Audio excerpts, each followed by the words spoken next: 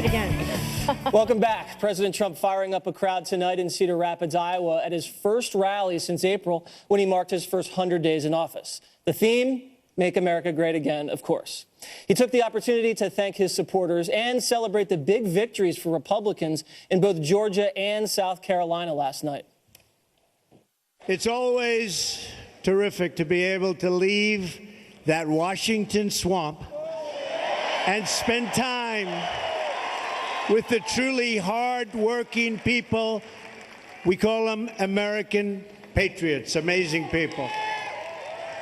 And then President Trump turned his sights to one of his favorite targets, the media.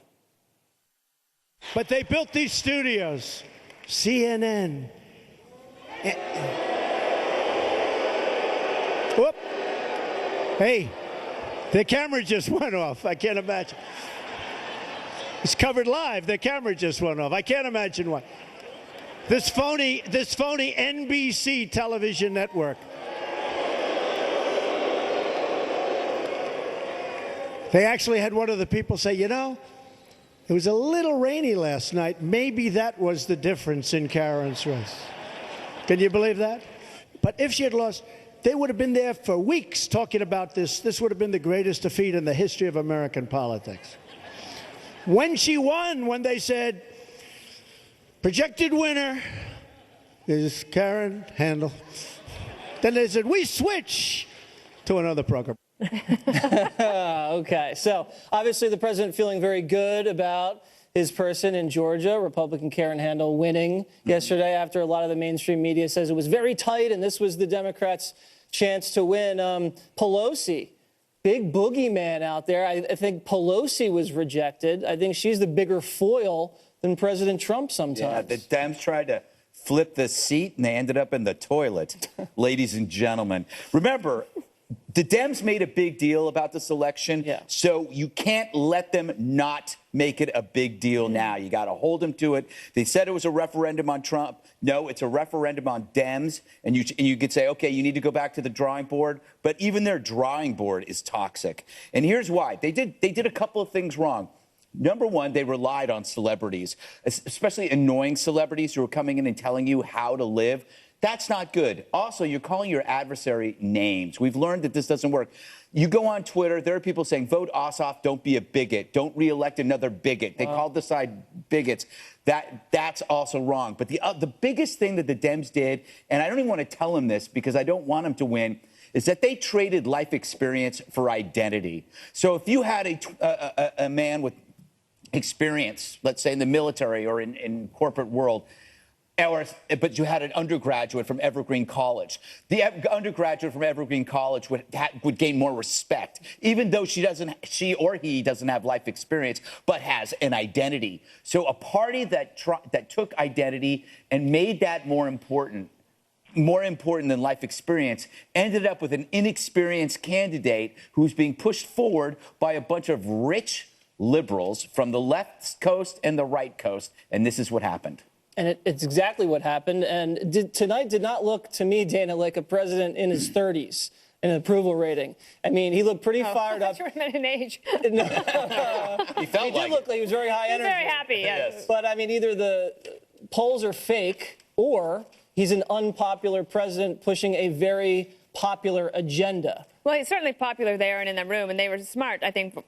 He takes rare trips to states out in the Midwest that helped elect him, but when he does, the people show up and they're entertained and they're energized, and it further solidifies their support for him. Like, that support is not going to go anywhere. Everybody in that room will remember this night for the rest of their lives, and there's something special about that. President Obama had that ability. Bill Clinton had that ability. I would say that George W. Bush had it. Reagan had it. So it's special. Hillary Clinton never had that type of connection. The other thing about in the she special had an internet election, connection. she did, a private one. Another I think mistake that they made down in Georgia was that they took a district where Trump only won by 1 point, and other Republicans had won by a lot before. So they thought, aha, this is what we can do. So they send in somebody. But even if you're a Republican that didn't vote for Trump, or you reluctantly voted for Trump, that doesn't mean that 4 months later you're going to switch and vote for Nancy Pelosi. Right. That was, I think, a mistake that they made. And if you look, though, the Democrats have been smarter in other races.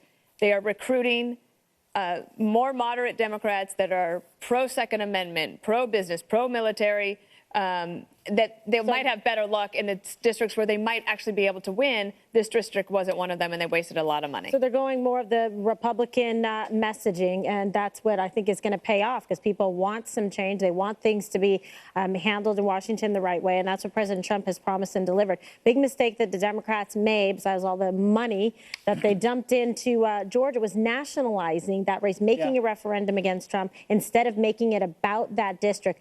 Big mistake. And you would think that they would learn, but not so much, because every time they do the same thing and they fail miserably. And what we're seeing is it's just strengthening the base and the popularity of President Trump amongst his supporters. And that's why when you look at the polls, that he is in fact very strong with the people that supported him. He's got 96 to 97% of the people that cast a ballot and a vote for him. They would do it again with confidence. So now all he's got to do is get some other people over to his side. I don't think it's going to be that hard to do, because if he has strong job numbers and continues to improve the economy, voters will care about that.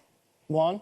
Well, I just think that's a fantasy. I mean, I think what happened in Georgia last night was that Republicans turned out in astounding numbers, according to all the political strategists. And what you see is party loyalty carrying the day. It wasn't a mistake for President Trump and the Republicans to nationalize the election, because all of a sudden, with ads about Scalise being shot or Kathy Griffin holding up the head, all of a sudden it was like time for Republicans to rally, even as Republican support for President Trump is going down. That's why he goes out. He goes to this kind of rally. He says, hey, look at all, show cameras, show these crowd. He's really talking to Republicans and saying, stay with me. Pro-growth economy, he will succeed again. That's right. It's about the economy, stupid. I think it was your guy that said that. Much more to come from the president's rally tonight.